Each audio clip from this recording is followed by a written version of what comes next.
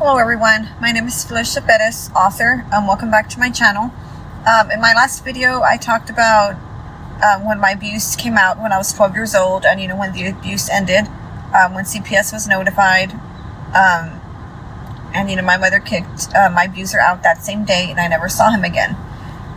So in this chapter I'm going to go into what happened after that, because you would think that everything would just be perfect and great after that, but it wasn't. My abuse was over. I was happy about that, but a lot of things changed pretty fast in my life, and I wasn't really ready for it, I guess.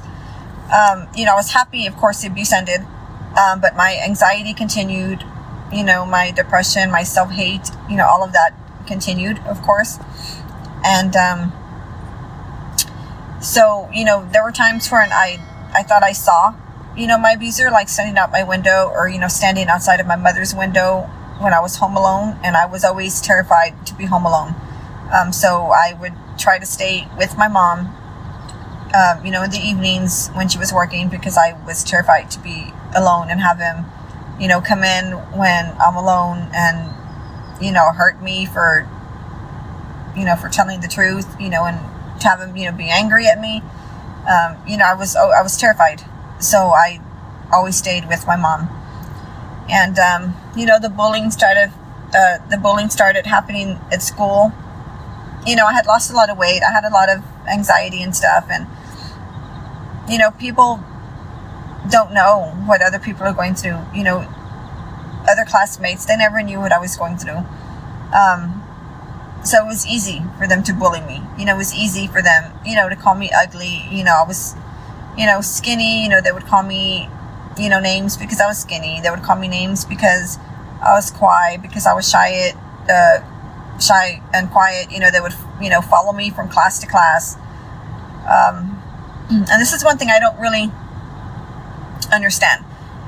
So, I was in 6th and 7th grade at this time. So, our hallways were pretty long, and when we were walking from class to class, there were teachers around. There were teachers always around us.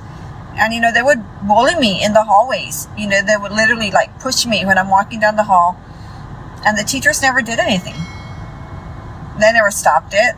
They never told them to leave me alone. They never did a damn thing to help me. So the bullying continued, of course, because nothing was done to stop them. So I was bullied for most of my junior high years. I was in a couple of fist fights, and nobody did anything to help me. So, of course, my self-esteem continued to go down. My self-worth continued to go down, because nobody cared. Other than my family, nobody gave a shit about me and what I was going through. So, why would I care about myself? So, I started, struggling internally a lot, which nobody ever knew. And by the time I was in 8th grade, things were pretty hard. My life was a mess. I was back living with my dad. My mom was back in college, and so I was living with my dad, and they never knew what was going on with me. I know he cared. Of course he cared. He's my dad. But he never really asked me how I was doing, or, asked how school was, or, anything like that. It was just, he would, hug me and, feed me. He would take me to the ranch to hang out with him, and go feed the cattle and stuff after school. But he never really asked how I was doing. Which is pretty sad, because, of course I love him, tremendously. My grandparents never really asked how I was doing. And, so I continued to struggle. I continued to, be depressed and, deal with anxiety and different things. I started, biting my lip uncontrollably. I would actually bite my lips to the point where they would bleed. I was always fidgety. I was always trying to calm my anxiety, which I didn't know how to do. Now I do have, some coping mechanisms that, I know how to do now that I didn't know back then, which I wish I did. So the few good friends that I had in 6th grade, they continued to be my best friends throughout, my school years, which I'm grateful for them. Of course, my friends circle started growing around these years, which I'm grateful for too. But it was hard. It wasn't just a quick transition to where, okay, now the abuse is over, I'm perfect, I'm going to forget about it. It doesn't really work that way. I mean, I tried to move on. I tried to move on, focus on school, focus on band, focus on other things. I tried, and I was happy about those other, activities I was doing. But my mind wasn't able to get fixed that easily. And I did a couple of counseling sessions, which weren't really much help.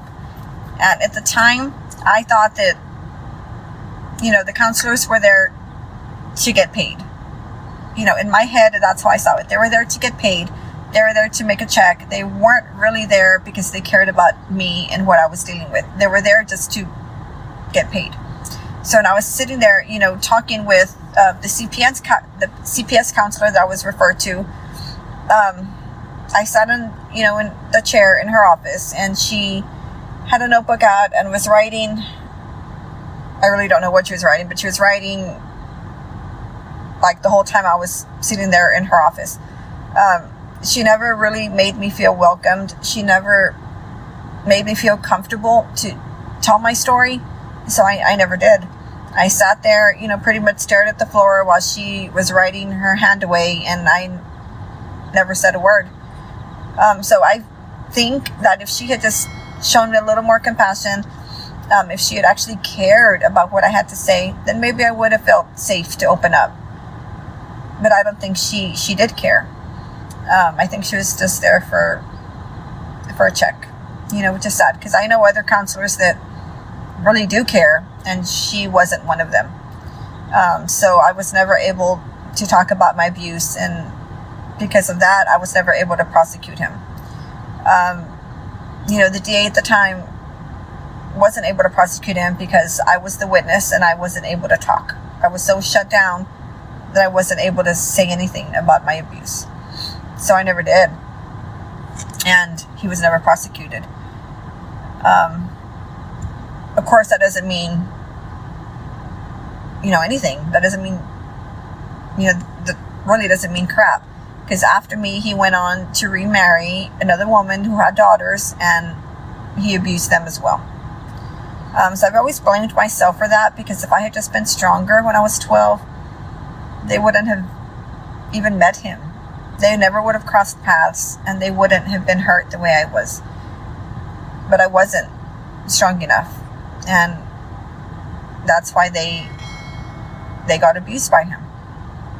And it breaks my heart knowing that. But I was a child. I know that it wasn't my fault. I know that I was a child, and I didn't know any better. But at the same time, I wish I had. But I didn't.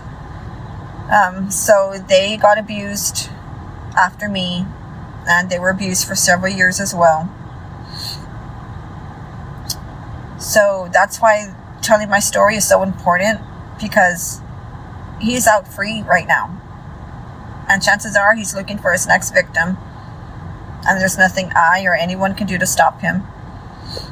So I really appreciate everybody who watches my videos and, who comments on them and who shares them. They mean the world to me. I'm here if anybody needs anything. And the second video will be coming out. The second video after this should be coming out, I think tomorrow or the next day. But of course, I'm here if anybody needs anything. Thank you.